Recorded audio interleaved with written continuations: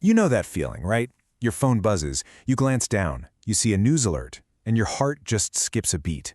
Some huge, shocking event is happening right now, and you're finding out in real time. But what if that first piece of information, what if it isn't the whole story? Well, that's what we're talking about today, the breaking news paradox. To really get our heads around this, we're going to zoom in on one specific incident that just perfectly captures this whole challenge. It's got everything: a plane crash, a very high-profile politician, and a total storm of reports that seem to be telling completely different stories all at the same time. The big question is, how did it all get so confusing, so fast? Okay, so here are the core facts that pretty much everyone agreed on at the start. An aircraft with a major Indian politician, Ajit Pawar, had an incident while landing in a place called Baramati. Every news source had this fundamental point: a plane, a politician, a crash landing. Seems simple enough, doesn't it? Well, this is exactly where the story completely splits apart. And then, boom, this headline flashes across news feeds. It's so definitive, it's tragic, and it's incredibly specific. Dies in plane crash. For anyone reading this, you'd think the story has a clear, terrible conclusion. But just as fast as that appeared, This pops up. Wait a second. Critically injured. That is a world away from dead. It's not even close. So now, as someone just trying to follow the news, you're completely stuck in the middle. Which one is it? How can both of these reports possibly exist at the same time? And when you see them side by side like this, the confusion is just laid bare.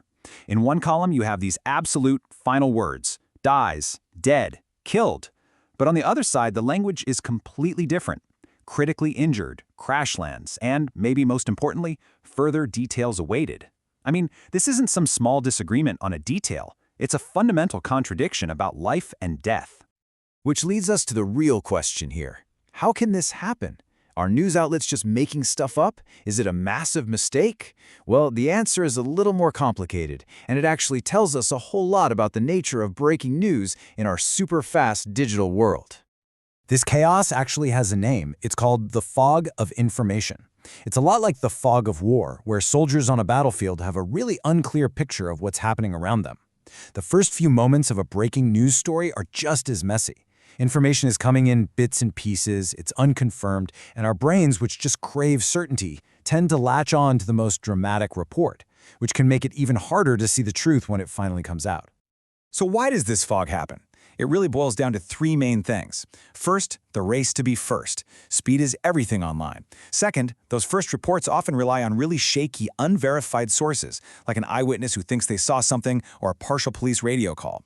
And third, the official, confirmed information from authorities, that always lags behind. It takes time to get to a scene, figure out what happened, and release a formal statement. That gap between the event and the official word, that's where the fog lives. Okay, so it's one thing to understand the problem, but what can we actually do about it? How can we see through this fog instead of just getting lost in it? This is all about becoming a smarter, more critical reader of breaking news. Here's a little practical checklist for you. First off, don't just read one headline and move on. Keep checking for updates to that same story. Next, compare what different credible news sources are saying.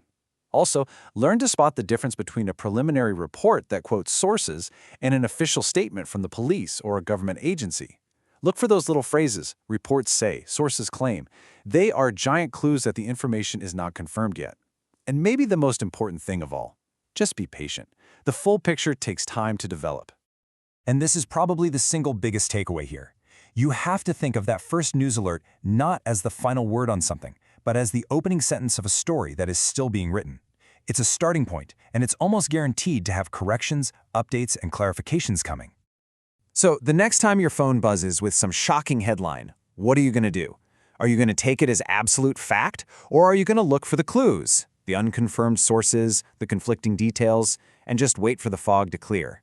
It's a small shift in how you think, but trust me, it makes all the